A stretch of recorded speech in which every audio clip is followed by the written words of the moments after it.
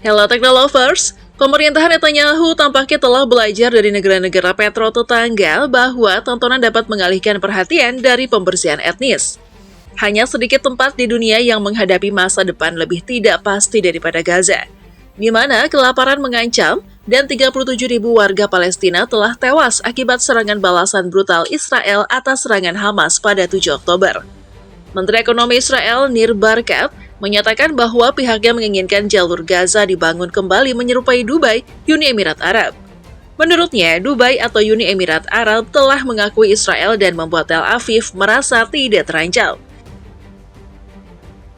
Pernyataan tersebut disampaikan Nir Barkat di sela Forum Ekonomi Dunia atau WEF yang berlangsung di Davos, Swiss pada 20 hingga 24 Januari 2025. Pertanyaan kuncinya adalah, apakah mereka ingin menciptakan sebuah Dubai atau membangun kembali Gaza seperti sedia kala? Ujar Barkat seperti dikutip oleh Al Jazeera, Kamis 23 Januari 2025. Dubai mengakui negara Israel mereka berfokus pada ekonomi yang saling menguntungkan. Kami ingin melihat Dubai di kawasan kami, bukan Gaza. Nir Barkat menambahkan bahwa Israel bersedia jika jalur Gaza dibangun kembali menjadi sesuatu yang tidak mengancam Israel. Namun, Barkat tidak menjelaskan apakah Tel Aviv akan terlibat dalam pembangunan kembali Gaza yang dihancurkan dalam serangan selama 15 bulan. Emirat, Uni Emirat Arab, Saudi, dan yang lain boleh membangun kembali sesuatu yang tidak mengancam Israel, ujar Barkat. Serangan Israel ke Gaza sejak Oktober 2023 hingga Januari 2025 telah menghancurkan 2/3 bangunan di wilayah tersebut. Serangan ini juga menewaskan lebih dari 47.000 jiwa.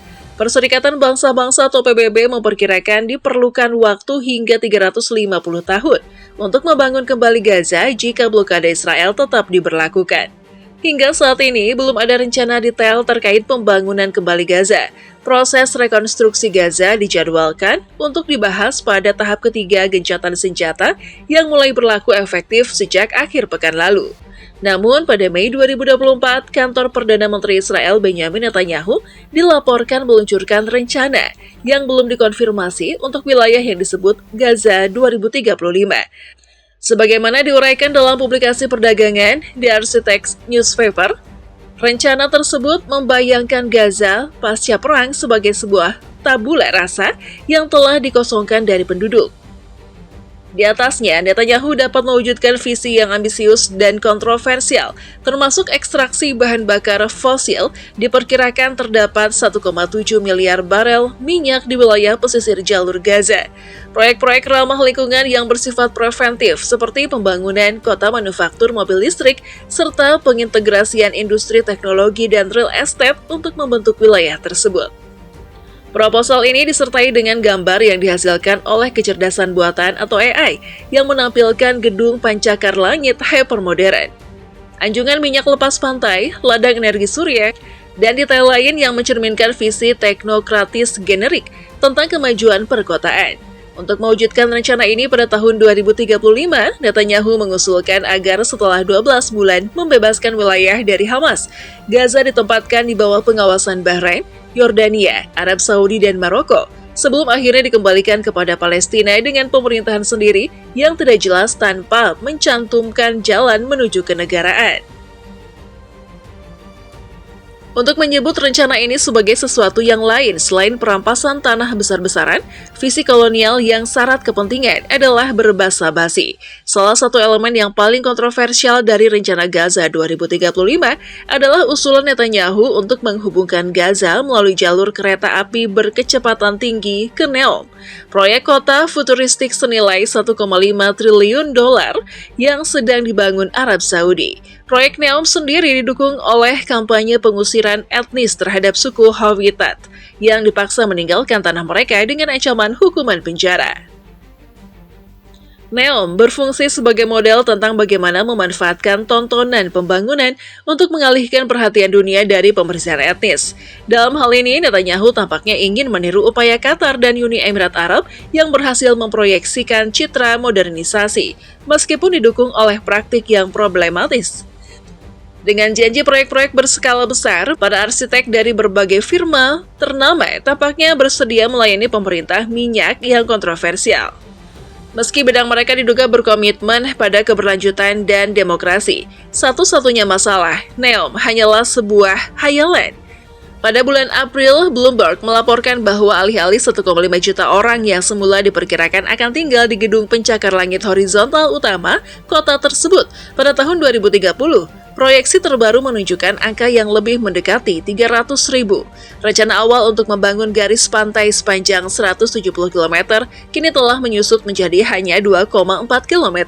Meskipun benar bahwa putra mahkota Mohammed bin Salman terus menggelontorkan dana untuk proyek infrastruktur lainnya di sepanjang Laut Merah, kemewahan yang dijanjikan dalam berbagai publikasi desain selama beberapa tahun terakhir tampaknya tidak akan terwujud. Gaza 2035 dan NEOM memiliki lebih banyak kesamaan selain kekerasan yang mendasari, ambisi kolonial, dan rel kereta api berkecepatan tinggi yang bersifat hipotesis.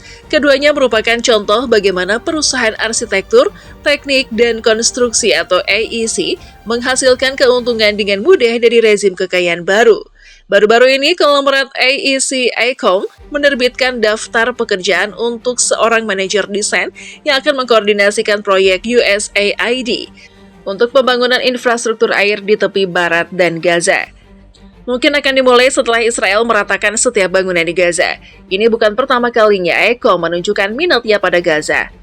Pada tahun 2017, perusahaan tersebut membantu mengembangkan rencana induk paternalistik yang disebut Gaza yang terhubung, yang mencakup serangkaian proyek modernisasi yang melibatkan aliran barang dan jasa melalui jalan baru dan pelabuhan lepas pantai. Meskipun perusahaan tersebut berhati-hati menggunakan kata Palestina dan mempertimbangkan kompleksitas sejarah dalam retorikanya, rencana tersebut lebih terkesan sebagai visi standar perusahaan AEC. Teknokratis, tanpa hambatan, top-down, dan anehnya apolitis. Tidak mengherankan bahwa AECOM mengambil pekerjaan di Gaza meskipun situasi politik yang buruk. Perusahaan ini mengkhususkan diri dalam bagian arsitektur yang sering dianggap membosankan, seperti pemantauan air tanah dan geologi, serta studi kelayakan yang diperlukan agar gedung pencakar langit yang gemerlap dapat beroperasi. Selain itu, pengurangan kapasitas di NEOM, di mana AECOM dijadwalkan untuk mengerjakan bandara di antara proyek-proyek besar lainnya. Berarti perusahaan ini sudah memiliki tempat kerja di wilayah tersebut. Beberapa pihak mungkin bertanya-tanya mengapa perusahaan-perusahaan menandatangani kontrak untuk proyek-proyek spekulatif seperti itu. Bukankah itu merupakan pemborosan tenaga kerja dan bakat? Mengingat proyek-proyek ini mungkin tidak akan pernah terwujud. Selama 40 tahun terakhir, proyek-proyek AEC telah berkembang pesat di negara-negara kaya baru seperti UAE, Arab Saudi, dan Bahrain. Negara-negara yang sangat ingin memamerkan kekuatan baru mereka dan mengembangkan sektor pariwisata dan budaya untuk melakukan diversifikasi dari minyak. Selama pendapatan minyak masih berada di tangan mereka, karena sebagian besar firma arsitektur menagih biaya per jam, mereka dapat meraup biaya besar untuk pengembangan desain, rendering, proposal, dan eksplorasi formal yang mendahului komitmen untuk benar-benar membangun sesuatu. Ketika proyek-proyek tersebut sangat besar, rumit, dan tampaknya tidak layak, fase pengembangan desain menjadi tanpa batas, sehingga resikonya jauh lebih kecil daripada benar-benar berkomitmen pada struktur fisik, yang dapat menyebabkan tanggung jawab hukum bagi firma tersebut. Dalam megaproyek seperti NEOM yang kecil kemungkinan untuk terwujud, firma-firma ini dapat terus bermain-main dan meraup keuntungan selama visi mereka tetap ada. Dan ketika visi tersebut akhirnya pupus, selalu ada MBS atau Netanyahu lain yang bermimpi membangun kota dari kaca dan baja. Siapa yang tidak suka dibayar? Seringkali cukup banyak berdasarkan daftar pekerjaannya untuk bermimpi, mengingat sifat bidang arsitektur yang tidak berjiwa, tidak memiliki keterampilan, dan sangat terstratifikasi. Pekerjaan ini memiliki daya tarik tersendiri, lagi pula bukankah arsitektur bisa membantu membuat dunia yang buruk menjadi lebih baik? Di balik kelabisan kota-kota ekologi palsu yang berkilau, perusahaan-perusahaan AEC dan para arsitek individu sering melihat infrastruktur sebagai sesuatu yang penting dan tidak spektakuler, suatu kebaikan bersama yang intern. Namun tidak ada proyek yang dilakukan setelah pembersihan etnis, seperti di Gaza, yang bisa dianggap netral. Seperti yang saya tulis tak lama setelah perang dimulai, mengambil keuntungan dari kekerasan seperti itu. Betapapun visioner atau biasa pekerjaan tersebut, adalah tindakan politik yang memiliki konsekuensi etis ketika pekerjaan terbuka untuk membangun kembali Gaza sesuai dengan rencana Netanyahu. Saya hanya dapat menegaskan kembali, jangan ambil pekerjaan itu.